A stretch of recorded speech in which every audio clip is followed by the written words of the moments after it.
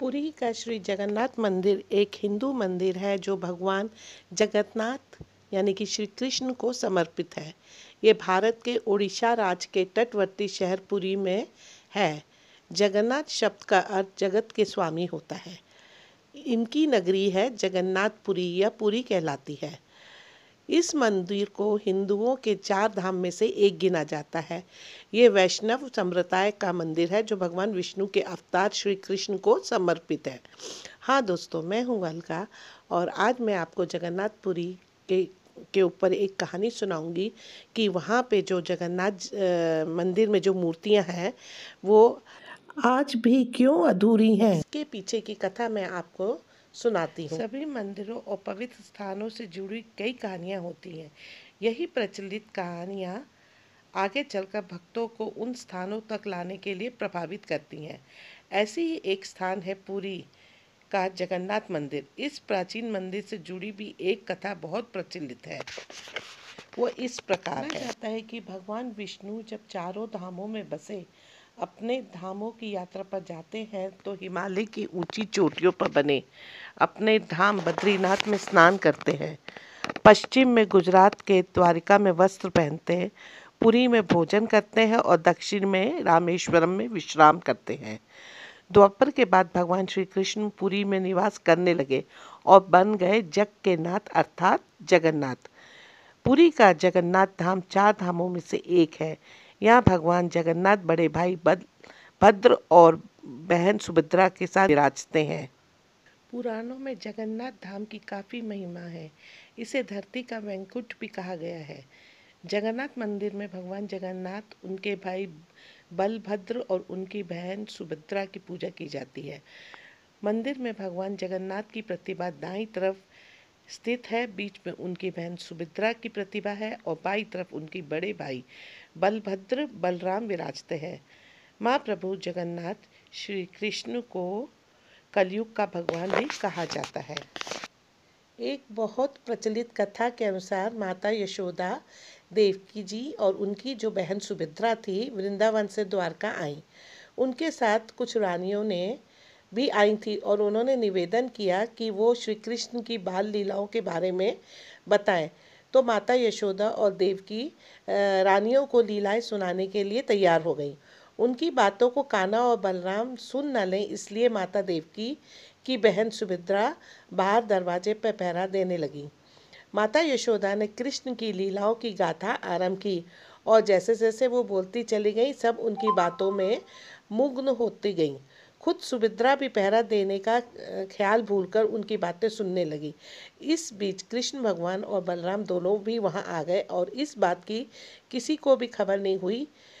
सुभद्रा भी इतनी मग्न थी कि उन्हें पता ही नहीं चला कि कान्हा और बलराम कब वहां आ गए। भगवान कृष्ण और भाई बलराम दोनों भी माता यशोदा के मुख से अपनी लीलाओं को सुनने लगे। अपनी शैतानियाँ और क्रियाओं को सुनते सुनते उनके बाल खड़े होने लगे। आश्चर्य की वजह से उनकी आंखें बड़ी हो गई और मुंह जो था वो खुला रह गया। वही खुद सुभद्रा भी इतनी मंत्रमुग्ध हो गईं कि प्रेम भाव में पिघलने लगीं। यही कारण है कि जगन्नाथ मंदिर में उनका कद सबसे छोटा है। सभी कृष्ण जी की लीलाएं सुन रहे थे कि इस बीच वहां नारद जी आ गए। नारद जी सबके हाव भाव देख लगे थे कि सबको एहसास हुआ कि कोई आ गया है। इस वजह से कृष्ण लीला का पाठ वहीं रोक दिया गया। नारद जी ने कृष्ण जी के उस मन को मोह लेने वाले अवतार को देखकर कहा कि वाह प्रभु, आप कितने सुंदर लग रहे हैं, आप इस रूप में अवतार कब लेंगे। उस वक्त कृष्ण जी ने कहा कि वह कलयुग में ऐसा अवतार लेंगे।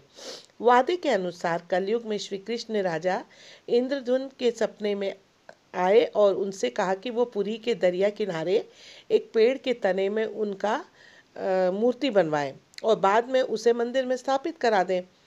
श्री कृष्ण के आदेश के अनुसार राजा ने इस काम के लिए पूरी तलाशी करी कि कोई अच्छा बढ़ई मिल जाए।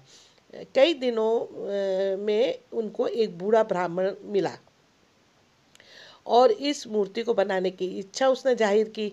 लेकिन इस ब्राह्मण ने राजा के सामने एक शर्त रखी कि वह इस मूर्ति को बंद कमरे में ही बनाएंगे और उनके काम करते समय कोई भी कमरे का दरवाज़ा नहीं खोलेगा, नहीं तो वह काम अधूरा छोड़कर चला जाएगा।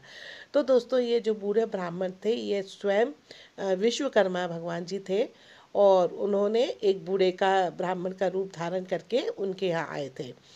काम की शुरुआत में आवाज़ें आईं, लेकिन कुछ दिनों बाद उस कमरे से आवाज़ आना बंद हो गई। राजा सोच में पड़ गया कि दरवाज़ा खोलकर एक बार देखूं या नहीं, कहीं उस बूढ़े ब्राह्मण को कुछ हो तो न गया हो। इस चिंता से राजा ने एक दिन उस कमरे का दरवाज़ा खोल दिया। दरवाज़ा खोलते ही उसे सामने अधूरा मूर्ति मिली। तब उसे एहसास हुआ कि ब्राह्मण और कोई नहीं बल्कि खुद विश्वकर्मा थे। शर्त के खिलाफ जाकर दरवाज़ा खोलने से वो वहाँ से चले गए थे। उस वक्त नारद मुनि पधारे और उन्होंने राजा से कहा कि जिस प्रकार भगवान ने सपने में आकर इस मूर्ति को बनाने की बात कही, ठीक उसी प्रकार इसे अधूरा रखने के लिए भी द्वार खुलवा लिया। राजा ने उन अधूरी मूर्तियों को ही मंदिर में स्थापित करवा दिया। यही कारण है कि जगन्नाथपुरी के मंदिर में कोई पत्थर या फिर उस धातु की मूर्ति नहीं, बल्कि पेड़ के तने को इस्तेमाल करके बनाई गई मूर्त की पूजा की जाती है। इस मंदिर के गर्भगृह में श्री कृष्ण भगवान, सुभद्रा एवं बलभद्र यानी कि जो बलराम भाई हैं उनकी मूर्ति विराजमान है। कहा जाता है कि माता सुभद्रा को अपने मायके द्वारिका से बहुत प्रेम था, इसलिए उनकी इस इच्छा को पूर्ण करने के लिए श्री कृष्ण, बलराम और सुभद्रा जी ने अलग रथों में बैठकर द्वारिका का भ्रमण किया था। तब से आज तक पुरी में हर वर्ष रथ यात्रा निकाली जाती है। तो दोस्तों, ये कथा प्रचलित है जगन्नाथ पुरी में जो मूर्तियां हैं उनके अधूरे होने की। आशा करती हूँ कि आपको ये आज की वीडियो पसंद आई होगी, और अगर आपको पसंद आए तो आप इसे लाइक, शेयर और कमेंट ज़रूर कीजिएगा। इसी तरह की वीडियो के साथ हम फिर जल्दी ही आपसे मिलते हैं। तब तक के लिए हैव अ नाइस डे।